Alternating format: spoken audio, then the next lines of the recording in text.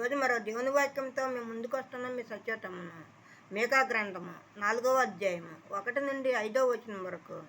అంత్యదినములలో యెహోవా మందిర పర్వతముల శిఖరమున స్థిరపరచబడి కొండల కంటే ఎత్తుగా ఎత్తబడగా ప్రవాహము వచ్చినట్లు జనులు దానిలోనికి వచ్చారు.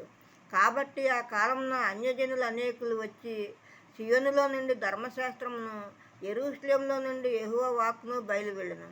యాకోబు దేవుని మందిరమునకు, యెహోవా పర్వతమునకు మనం వెళ్ళుదాము రండి. ఆయన తన మార్గముల విషయమే మనకు బోధించును. మనము ఆయన త్రోవలలో నడుచుకుందాము అని చెప్పుకుందరు. ఆయన మధ్యవర్తి అనేక జనములకు న్యాయము తీర్చును.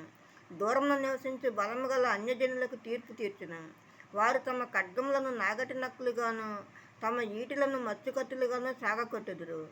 జన్మ మీదకి జన్మ ఖడ్గము ఎత్తగా ఇండును. యుద్ధము చేయ నేర్చుకున్నట్టు జనులు ఇక మానివేతురు.